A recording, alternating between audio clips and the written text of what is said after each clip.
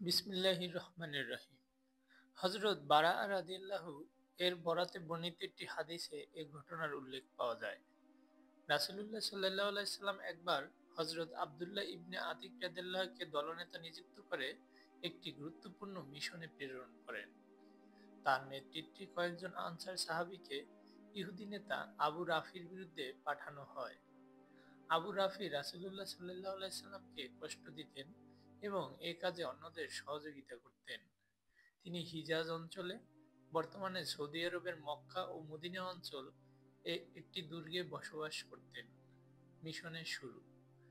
আব্দুল্লাহ ইবনে আতিক রাদিয়াল্লাহু ও তার সঙ্গীরা সূর্যাস্তের সময় আবু রাফির দুর্গের কাছে পৌঁছান।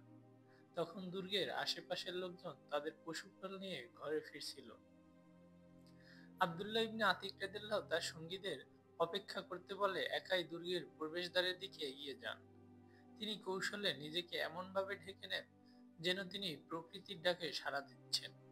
দুর্গের দারোয়ান তাকে দেখে বলল, ও আব্দুল্লাহ, ভিতরে ঢুকতে চাইলে এখনই ঢুকে পড়ো, আমি দরজা বন্ধ করতে যাচ্ছি।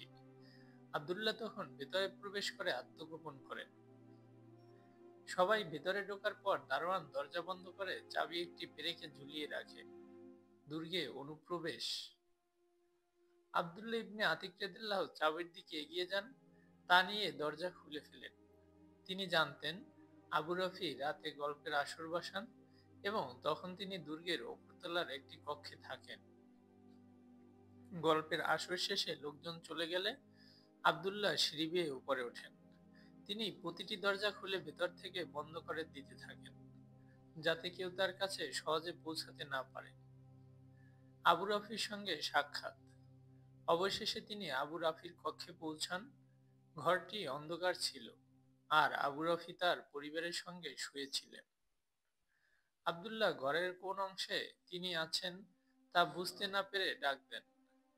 আবু রাফি আবু রাফি সাড়া দিলে তিনি কণ্ঠস্বরের দিকে এগিয়ে গিয়ে তরবারি দিয়ে আঘাত করেন, কিন্তু প্রথম আঘাতে তিনি সফল হননি।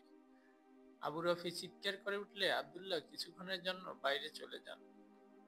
কিছুক্ষণ পর তিনি কণ্ঠস্বর পরিবর্তন করে আবু রাফির আপনজনের মতো প্রশ্ন করেন, আবু রাফি, এই আওয়াজ কিসের?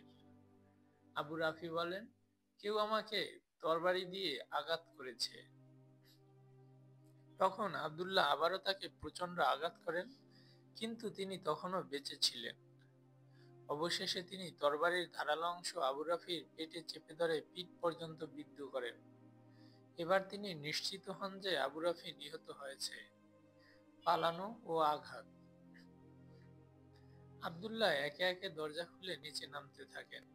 পূর্ণিমার রাতে চাঁদের আলোতে তিনি ভুলবশত মনে করেন যে তিনি সিঁড়ির শেষ ধাপে পৌঁছে গেছেন, কিন্তু একটি ধাপ বাকি থাকায় তিনি পড়ে যান এবং পায়ের হাড় ভেঙে যায়। তিনি তৎক্ষণাৎ পাগড়ি খুলে পা বেঁধে নেন এবং দরজার কাছে বসে অপেক্ষা করেন। তিনি ঠিক করেন আবু রাফির মৃত্যু নিশ্চিত না হওয়া পর্যন্ত তিনি সেখান থেকে যাবেন না। ভোরে মোরগের ডাকের সঙ্গে একজন ঘোষক দুর্গের প্রাচীরে উঠে আবু রাফির মৃত্যুর ঘোষণা দেয়।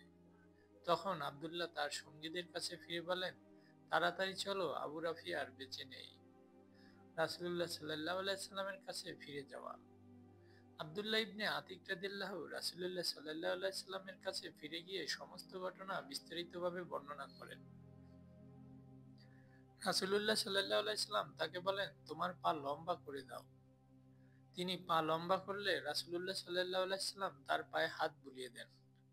অলৌকিকভাবে তার পা সম্পূর্ণ সুস্থ হয়ে যায়, যেন কোনো আঘাতই পাননি। সূত্র সহিহ বুখারী হাদিস, হাদিস নাম্বার 4039।